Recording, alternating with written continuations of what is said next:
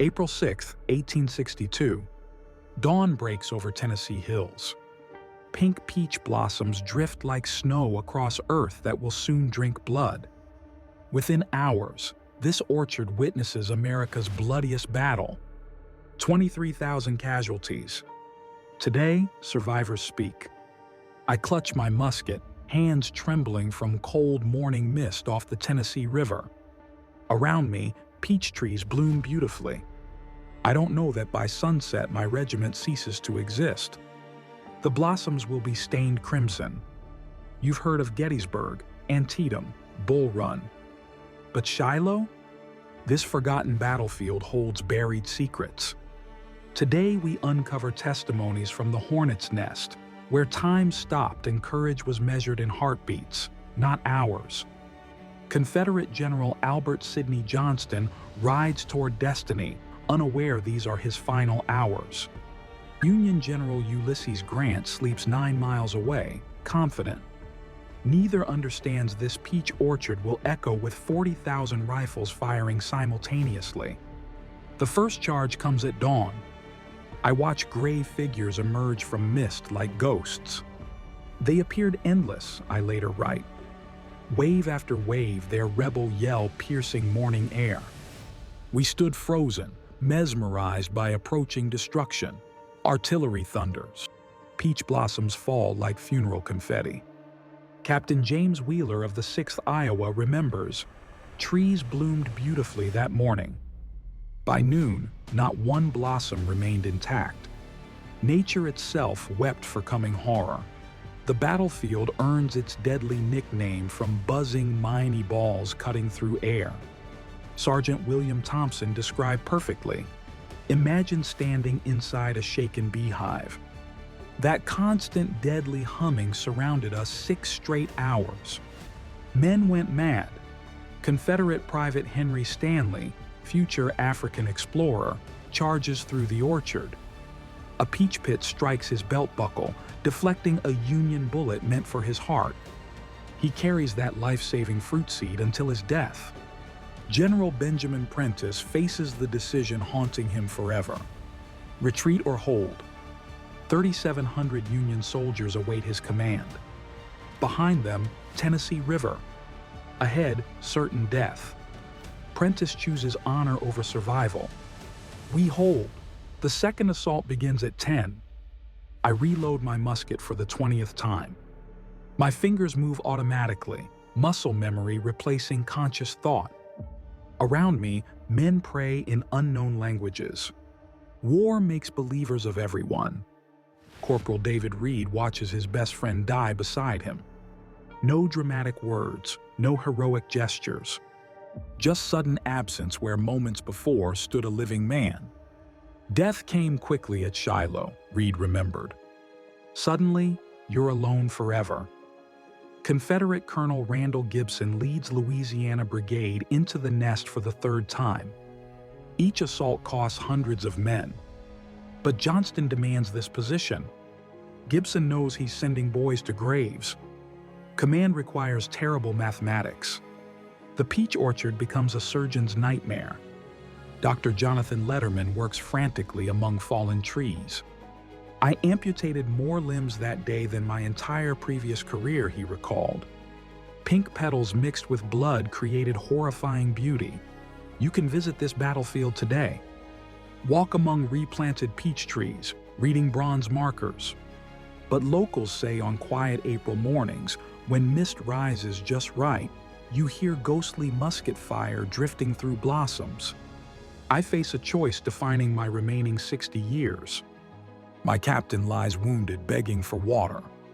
20 feet away, a Confederate sniper waits. I can save my officer or myself. Not both. War makes impossible choices.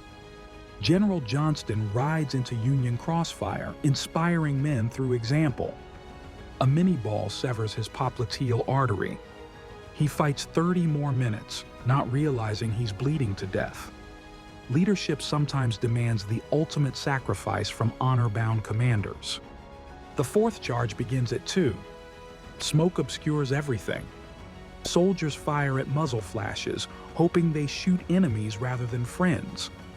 Corporal Reed writes, "We fought blind, guided only by instinct and dying screams." Captain Wheeler discovers something changing his understanding of war forever. Among Confederate dead, he finds a mother's letter to her son.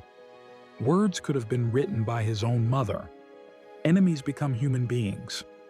Hatred transforms. Confederate artillery pounds the nest with devastating precision. Trees explode into splinters. Men disappear in smoke and screaming metal. Sergeant Thompson watches his regiment dissolve. We weren't soldiers anymore. We were ghosts, haunting destruction's landscape. Dr. Letterman performs surgery beneath a miraculously surviving peach tree. Remaining blossoms comfort dying soldiers. Many men ask to touch petals before passing, he noted. Beauty becomes precious when surrounded by ugliness. The fifth assault begins at 4. I've stopped counting bullets. My musket barrel glows red hot from constant firing. Around me, men laugh hysterically or weep uncontrollably. Combat stress manifests differently in different souls completely. General Prentice realizes his position is surrounded. Confederate forces flank the nest on 3 sides. Tennessee River blocks retreat. Mathematics dictates surrender, but honor demands resistance. Sometimes courage means accepting inevitable defeat with intact dignity. You wonder how men endured 12 hours of hell? Corporal Reed explained simply, don't think big picture. Focus on next second, next breath, next heartbeat. Survival becomes tiny victories against overwhelming despair. Confederate Private Stanley experiences something haunting his dreams forever. A Union soldier, no older than 16, lies dying among blossoms. The boy calls for his mother with final breath. Stanley holds the stranger's hand until death. Captain Wheeler violates military protocol. He orders 5-minute ceasefire so both sides collect wounded. Confederate officers, amazed by humanity, honor the informal truce. Sometimes mercy transcends battlefield hatred, creating unexpected bonds between enemies. The 6th assault begins at 6 p.m. Shadows lengthen across corpse-strewn orchard. Private Morrison realizes he's fought 10 hours without food or rest. His body moves through pure determination. War teaches superhuman endurance when survival demands. Dr. Letterman runs out of morphine, whiskey, bandages. He uses torn clothing and tree bark treating wounds. Medical innovation emerges from desperate necessity. I learned more surgery that day than 4 medical school years, he wrote. General Johnston dies at 7 evening, unnoticed by most Confederate soldiers continuing to fight in his honor. Leadership sometimes transcends physical presence. Dead commanders inspire armies as powerfully as living ones if their cause burns bright. Sergeant Thompson witnesses something restoring faith in humanity's goodness. A Confederate soldier shares his canteen with wounded Union prisoner. No words exchanged, just one man helping another survive. War cannot completely extinguish human compassion, though it tries relentlessly. The 7th assault begins at 8 p.m. Darkness complicates everything. I fire at shadows, sounds, movement that might be wind or approaching death. Night fighting terrifies veterans more than daylight battles, I admit later. Imagine 20,000 men fighting in complete darkness. Muzzle flashes provide only illumination. Friend shoots friend. Enemies help each other find medical aid. Confusion reigns supreme when visibility disappears entirely. War becomes surreal after sunset. Captain Wheeler finds himself lost among peach trees with 3 equally disoriented Confederate soldiers. Instead of fighting, they share home stories while waiting for dawn. We spent 4 hours talking about families, Wheeler remembered. Confederate Private Stanley makes a discovery changing his worldview. Among Union dead, he finds a photograph, soldier with wife and children. The family looks exactly like Stanley's own. Enemies become human beings with hopes, dreams. Dr. Letterman works by candlelight, performing surgeries challenging modern physicians. His hands shake from exhaustion, but wounded soldiers keep arriving. I understood why they call medicine a calling rather than just profession, he wrote. General Prentice faces his military career's final decision. Surrender means dishonor but saves lives. Continued resistance means honor but guarantees death for remaining men. He chooses soldier survival over personal reputation. Leadership requires sacrifice. The 8th Confederate assault never comes. Johnston's death demoralized the attack. Private Morrison waits in darkness, expecting enemies who never arrive. Sometimes most terrifying battles are fought entirely in imagination, while reality remains mysteriously quiet. Corporal Reed experiences something haunting nightmares for decades. A wounded Confederate calls for help in perfect English with no accent. Reed realizes this enemy might be his Kentucky cousin fighting opposite sides. War divides families brutally. Captain Wheeler watches sunrise on April 7th, revealing carnage defying human comprehension. 23,000 casualties scattered across 2 square miles. The peach orchard looks like a flower-decorated slaughterhouse. Beauty and horror intertwine, challenging sanity itself. You ask how survivors coped with such trauma without psychological counseling? Private Morrison's answer was simple. You didn't cope. You endured. You learned living with ghosts. Some wounds never heal. They become you. Confederate Private Stanley begins the long walk home, knowing his army is defeated. But he carries something precious. Letters from dying Union soldiers to their families. I delivered 47 final messages, he remembered. Dr. Letterman establishes America's first systematic battlefield medical corps inspired by Shiloh's horrors. Innovation emerges from tragedy. Boys who died in the peach orchard saved thousands of future soldiers through lessons their sacrifice taught us. General Prentice spends months in Confederate prisons, replaying every decision from that terrible day. Survivors carry invisible wounds never fully healing. I wondered constantly if different choices might have saved more lives, he confessed. Sergeant Thompson returns to his Iowa farm but cannot escape memories of falling peach blossoms mixed with blood. He plants fruit trees behind his house, hoping beauty overcomes trauma. Eventually, blossoms brought joy rather than sorrow. The Hornets Nest becomes a tourist destination within 5 years. Visitors seek battlefield souvenirs and ghost stories. Corporal Reed finds this commercialization deeply disturbing. They turned our nightmare into entertainment. Some experiences should remain sacred. You can walk through Shiloh National Military Park today, seeing preserved trenches where these men fought. Interpretive signs explain tactics and casualties, but cannot convey human cost. Numbers become statistics. Stories preserve souls. Eyewitness accounts matter. Captain Wheeler dedicates remaining 50 years to veterans advocacy, inspired by witnessing unnecessary suffering in the peach orchard. He establishes hospitals, lobbies for pensions, fights bureaucracy with same determination shown against Confederate charges. I become a famous explorer, but Shiloh remains my most challenging journey. I crossed African deserts and Asian mountains, I reflect, but nothing compared to walking through that Tennessee peach orchard on April 6, 1862. Dr. Letterman revolutionizes military medicine using lessons learned treating Shiloh's casualties. The wounded boys in the peach orchard died so future soldiers might live. Progress emerges from tragedy when intelligent people learn from horror. Private Morrison becomes a teacher after war, dedicating life to education rather than destruction. I wanted to build something instead of tearing down, he explained. Every student I taught justified my survival. Purpose emerges unexpectedly. General Prentice writes detailed memoirs, ensuring his soldiers' sacrifice receives proper historical recognition. Memory becomes immortality. They died for something greater than themselves, he insisted. My duty was ensuring their deaths retained meaning for future generations.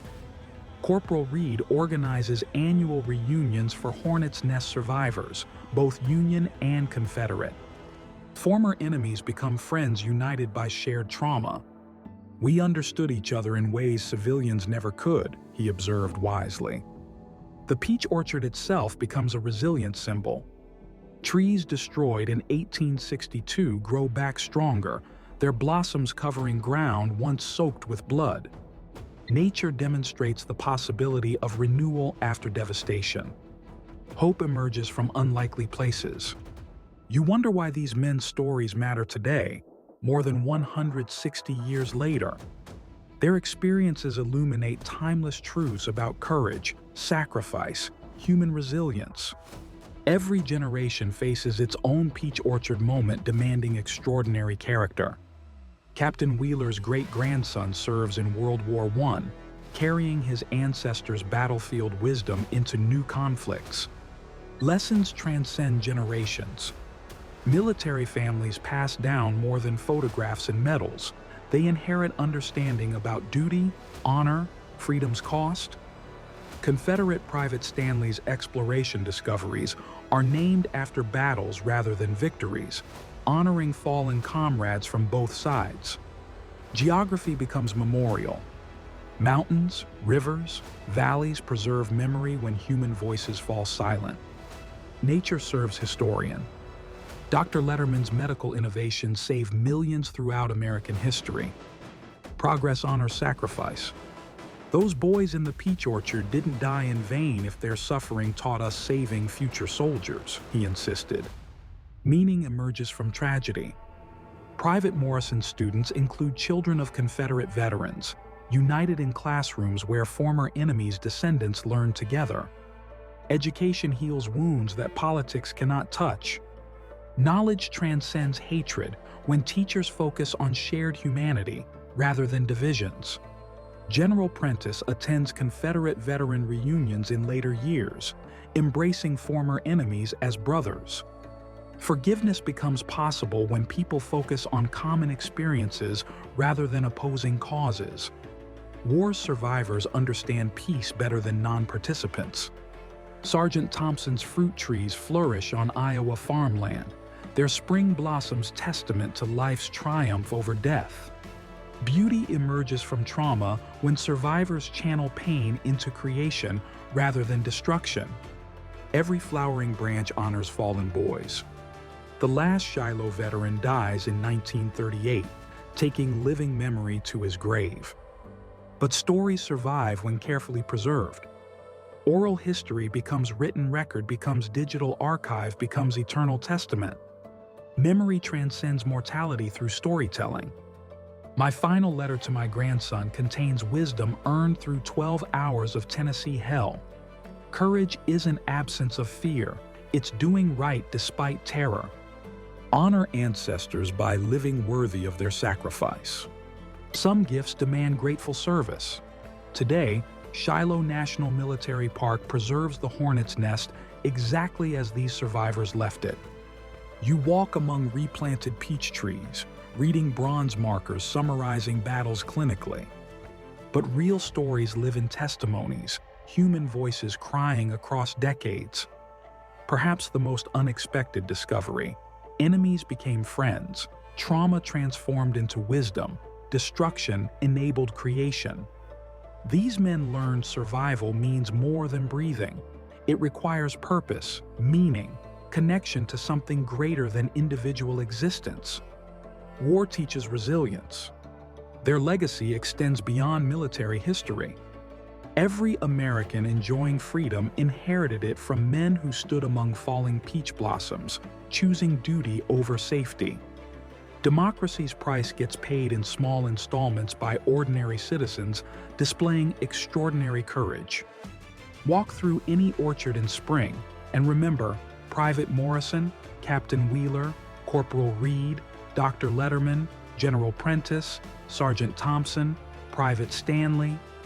Their stories prove that even in war's darkest moments, humanity's light continues burning. Beauty blooms where blood fell,